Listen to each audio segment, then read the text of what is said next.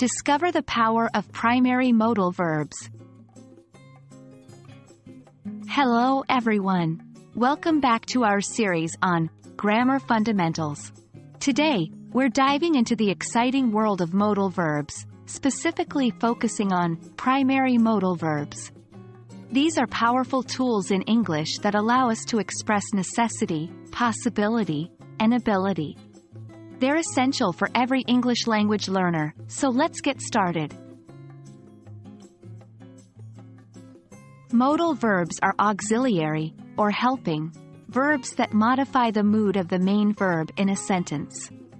They express modalities, such as necessity, possibility, and ability.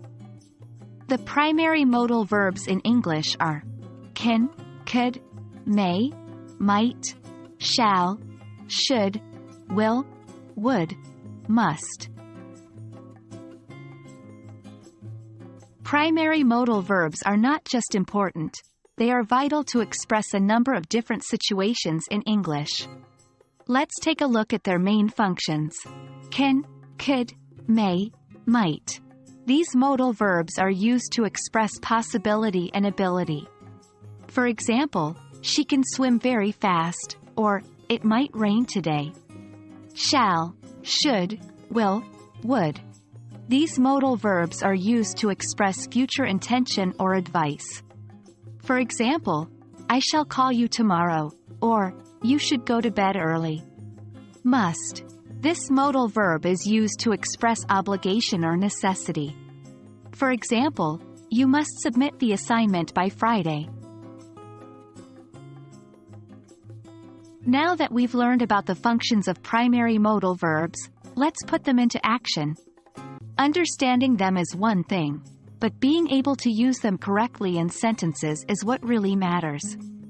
Remember, modal verbs always appear with a main verb. The main verb is always in the base form, regardless of the tense or subject of the sentence.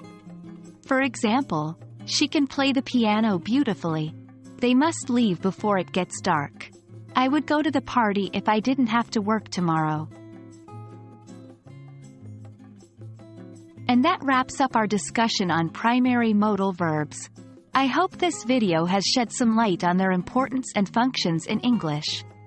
Remember, practice makes perfect. So, start using these primary modal verbs in your daily English conversations.